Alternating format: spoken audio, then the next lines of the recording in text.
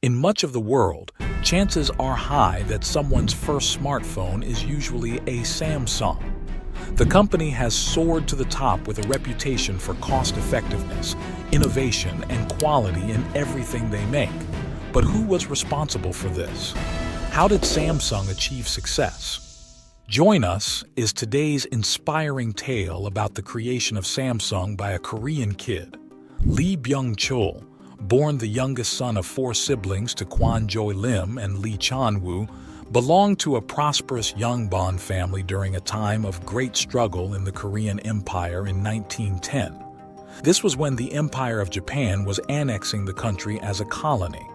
The Yongbon, similar to nobility in other cultures, became the subservient Korean nobility through which the Japanese exerted their control, and Lee Byung-chul's family was one of them.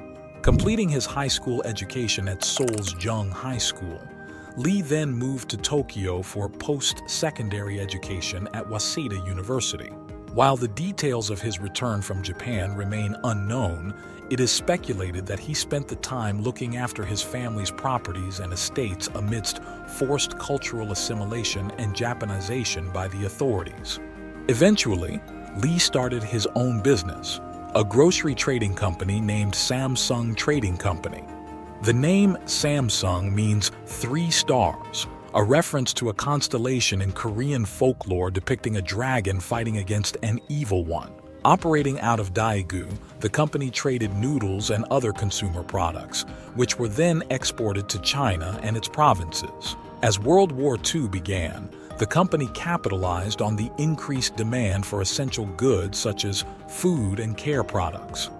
Lee relocated the company's headquarters to Seoul in 1947, strategically positioning it for the changing market dynamics. Fast forward, and the once humble grocery trader evolved into the tech giant we know today. Samsung's rise to prominence is attributed to Lee Byung-chul's foresight and adaptability. His journey from noodle trading to global tech dominance is a testament to innovation, quality, and cost-effectiveness. Picture this: the onset of the Korean War forces our protagonist to flee Seoul as the Korean People's Army takes control of South Korea. Seeking refuge in Busan, he directs his attention to Cheoljadong, a sugar refinery he founded in the city. Samsung has become a driving force behind Korea's rapid industrialization.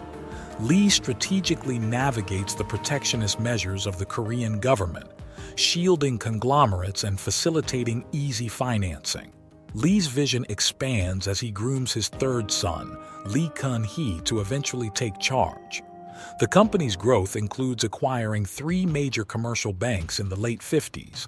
In the 60s, Samsung goes on an expansion spree, acquiring insurance firms, an oil refinery, a nylon manufacturer, and even a department store.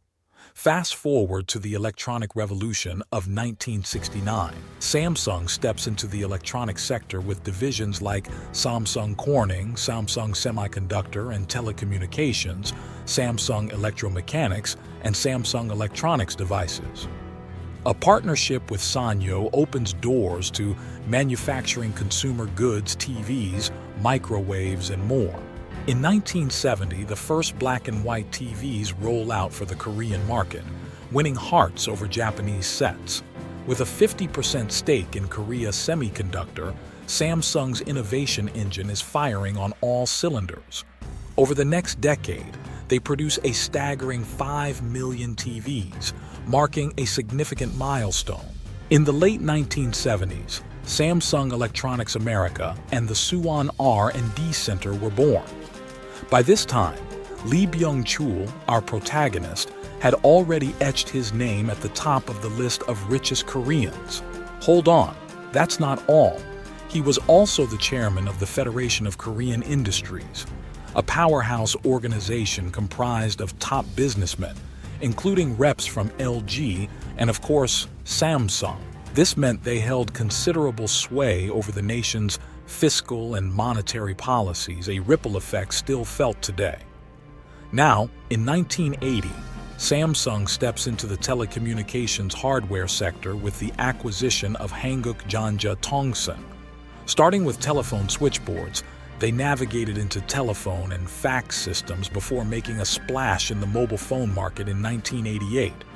But, and there's always a but, tragedy strikes in 1987 as Lee Byung-chul passes away, leaving the reins to his third son, Lee Kun-hee, as the president of Samsung. Initially, the mobile phone venture hits a roadblock. Motorola had a firm grip on 60% of the Korean mobile phone market, leaving Samsung with a mere 10%. For a few years, Samsung's phones were notorious for subpar performance, and there were serious talks about ditching the cell phone market altogether. Fast forward to 1995, a pivotal year for Samsung. The man behind the game-changing move was Lee Kun-hee. The decision was clear shift focus from the less lucrative goods and prioritize cutting-edge technology. A new business plan was drafted, and Samsung set its sights on innovation. As we step into the 21st century, Samsung's tech business takes flight. It not only surpasses Sony, securing the 20th spot among the largest consumer companies globally, but also becomes the most beloved consumer brand. Lee Kun-hee, with a strategic vision, steers the company towards heavy investments in smartphone development. Cue the drums for the Samsung Galaxy S, their maiden smartphone released in June 2010. The gamble pays off, and Samsung not only meets expectations, but exceeds them. In a world where LG and Amazon struggled in the mobile phone sector, Samsung emerges as a phoenix rising from the ashes. The key to their success? A pivotal choice in 1995 to embrace cutting-edge technology. It wasn't just about selling phones, it was about shaping the future. And boy, did they succeed. From humble beginnings, Samsung evolved into a tech behemoth, leaving an indelible mark on the global consumer market. Back in 2010, Samsung dropped a bomb on the tech world, the Galaxy S. People loved it. The public couldn't help but compare it favorably to other Android heavyweights like the Nexus One and HTC Desire. Critics and media alike were singing praises for its Super AMOLED display. It was a game changer. But like any superhero, it had its kryptonite. Some criticized its GPS features. And over time, the performance started doing a little cha-cha. But hey, fast forward, and Samsung has been on a roll. They've unleashed a parade of smartphones, each outshining its predecessor in features and system upgrades. Remember the Galaxy Note Edge? Oh yes, it rocked the world with its curved screen edges. It wasn't just a phone. It was a trendsetter. The concept wasn't just a fleeting idea. It inspired future Samsung phones like the Galaxy S8 and S9. Talk about turning heads. And let's not forget about tablets. The Tab S2 was a hit, but Samsung didn't stop there. They rolled out the Galaxy Tab Active 3 in 2020, packed with the latest tech. Oh, and did someone say foldable smartphones? Enter the Galaxy Z Fold and Galaxy Z Fold 2, a testament to Samsung's commitment to pushing boundaries. Now, who's steering this tech ship? Lee Ji-jong, taking the reins after the passing of Lee Kun-hee. But of course, no success story is without its twists. Samsung faced the music with a major scandal, the Game Optimizing Service, GOS, app throttling issue. More than 10,000 apps, including big shots like Google, Instagram, TikTok, and Netflix, faced a slowdown of over 56%. Ouch! But here's the twist. Benchmarking apps seemed to dance to a different tune. While apps were doing the tango for Galaxy users, benchmark numbers were salsa-ing to a different beat. Even Geekbench, the benchmarking website, said, "Nope, we're out," for Samsung's latest flagship, the Galaxy S22 series.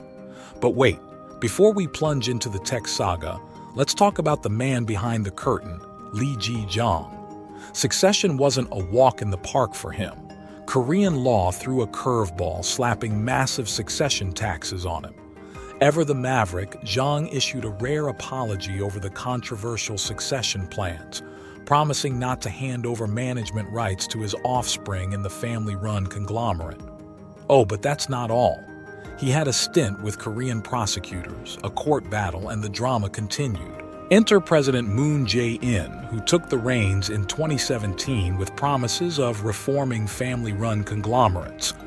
No more easy pardons for tycoons, he said, aiming to reshape the economic landscape. It's like a soap opera, but in the business world. Now let's talk about Samsung in the current times. Things got a bit dicey, but hey, they're not hitting the brakes. They've got their eyes set on the future, especially in the realm of artificial intelligence. The Galaxy S8 made a grand entrance introducing Samsung's very own AI system, Bixby. Think Siri, but with a Korean twist. Samsung's not just dipping its toes, it's diving headfirst into the AI pool, aiming to make it a seamless part of our daily lives. It's not just about the tech, it's about you, the user. By 2022, they're dropping a cool $22 billion into cutting-edge tech, with 5G and AI leading the charge. They're not just hiring, they're scouting for 1,000 new scientists, spreading their AI love across research facilities worldwide. And the investments don't stop there. Samsung's rolling the dice with over $206 million through 2023. Why? To amp up their game in cutthroat markets like chips, telecommunications, and even robotics. It's like they're saying, challenge accepted.